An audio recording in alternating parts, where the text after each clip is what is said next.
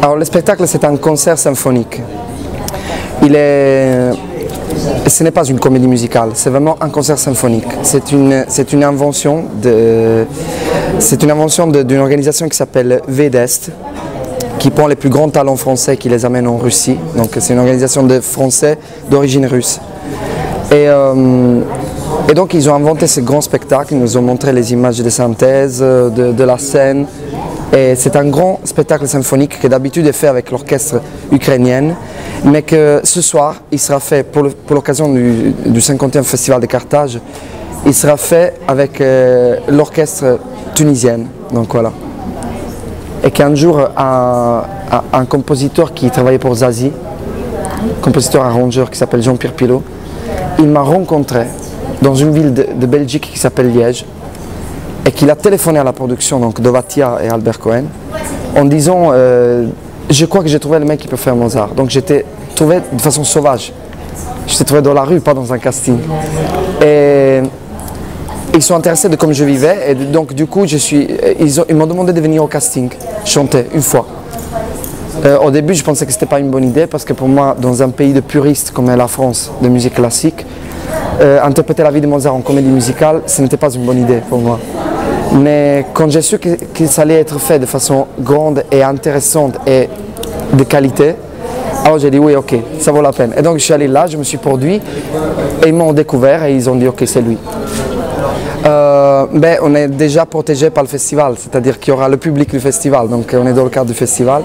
Vous dire que c'est un grand honneur d'être au Festival de Carthage, parce que le Festival de Carthage, le Festival international de Carthage, c'est un festival réellement important et réellement international, où on a vu des immenses stars. Moi hier, je me suis rendu pendant la nuit sur le site et j'ai regardé les techniciens qui étaient en train de monter la scène, et donc j'ai dit bonjour à tout le monde et j'ai passé un petit moment avec eux comme ça, et c'était magnifique parce qu'il y a toutes les affiches de tous les noms qui sont passés par le festival, et j'ai vu des grands artistes qui sont produits sur cette scène. Utile aussi vous dire que moi je suis italien, c'est la première fois que je viens en Afrique et que ça me touche d'être à Carthage pour l'histoire.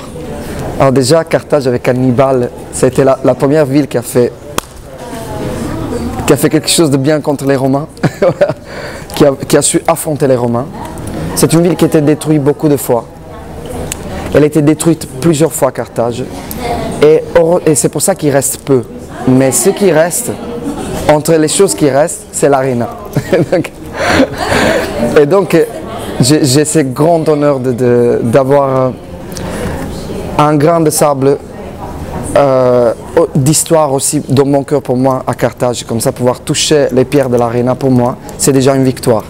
Donc, je savais que je venais dans un pays, on m'avait déjà prévenu que la Tunisie, malgré les problèmes, c'est un peuple qui sait accueillir et qui sait protéger.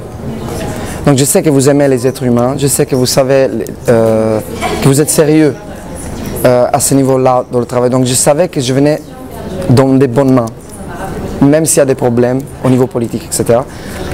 J'ai remarqué que la police, j'ai remarqué qu'il y a des postes de police qui sont très sévères, qui font attention à qui passe, qui contrôlent tout et qui sont armés aussi. Mais je savais que je venais dans un cadre de quelque chose de très important, d'un festival très important, et des gens qui savaient vraiment accueillir.